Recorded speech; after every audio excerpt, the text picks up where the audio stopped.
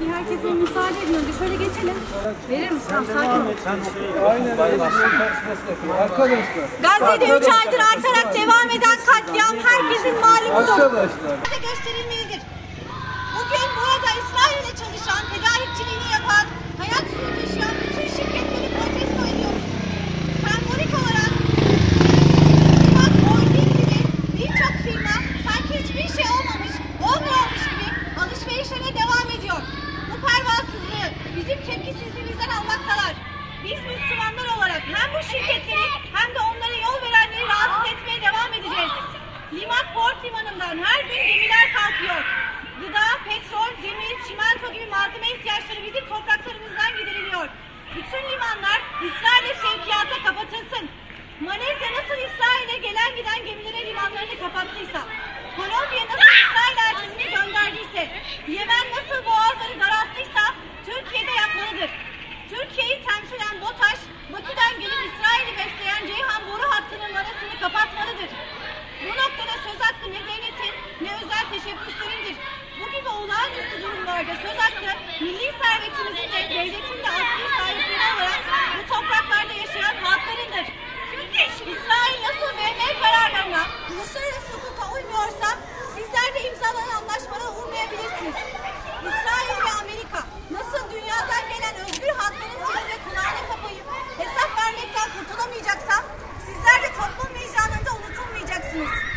Siyonist sermaye ve ortakları hesap verecek. Burada şimdi hayırlı işler yazılı çocuk maaşını sembolik olarak bırakıp eylemimizi sonlandıracağız. Gemiler bağlansın, vanalar kapansın. Gemiler bağlansın, vanalar kapansın. Buraya.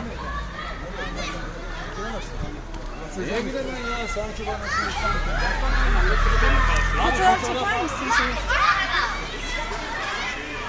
Bir dakika abi, bir dakika.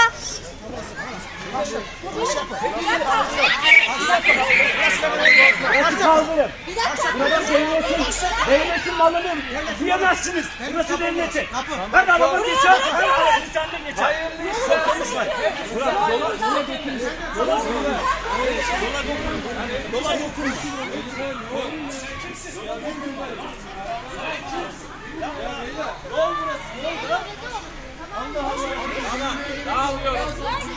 Tamam.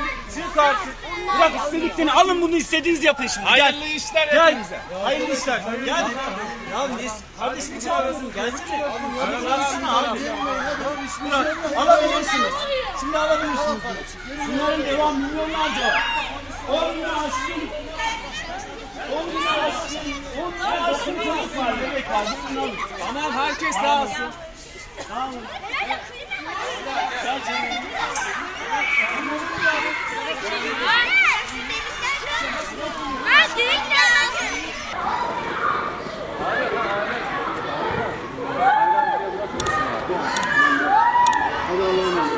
Sen ne?